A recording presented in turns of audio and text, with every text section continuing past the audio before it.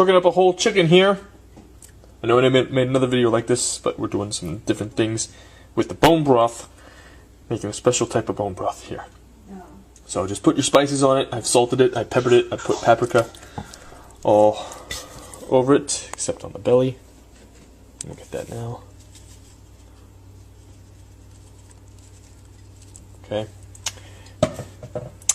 And once you've got it all peppered up, just place them down, belly, side down.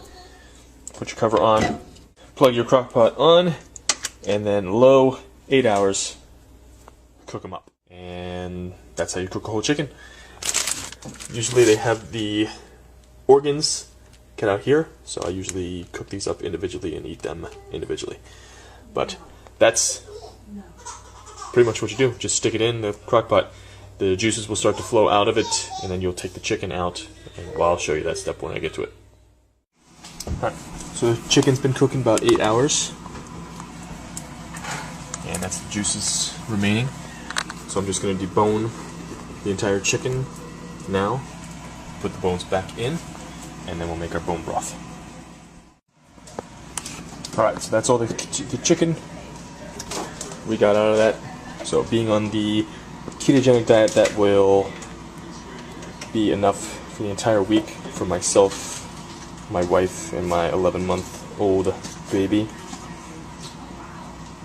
So protein needs very, very dramatically decreased on the ketogenic diet. I usually get anywhere between 60 and 80 grams of protein a day, and that's it. So with the bone broth, we got it in there, all the bones are in there. I'm going to take 3 carrots, put them in there, small onion, okay, add that in there, and then the spices, I'm going to do a tablespoon onion powder, a lot of pink Himalayan sea salt, about 2 tablespoons garlic powder, and 1 tablespoon thyme, and apple cider vinegar is the last thing going in. So probably 3 tablespoons of apple cider vinegar. That's very important to have that vinegar in there to pull the minerals from the bones. And we're going to do something different with the bones once we're finished with it, so you can get like 1.5 times the amount of bone broth that you normally get. So stay tuned for that. We're just waiting on the rest of the water to filter out.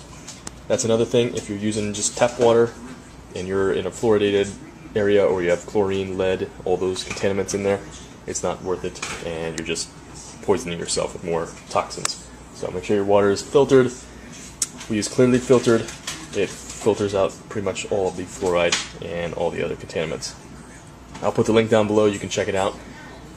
Brita and those general ones that you get in Walmart and Lowe's, they really don't do the fluoride.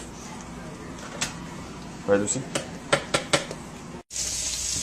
So my bone broth is done, cooked for about 24 hours. I had some last night, and it was the best tasting bone broth I've ever had. And I'll have some more this morning. But I'll finish this. I'll probably empty it today, put it in a container, put it in the fridge, and then I'll show you a step that you can do to get some more bone broth out of the bones you already used. Pretty cool technique.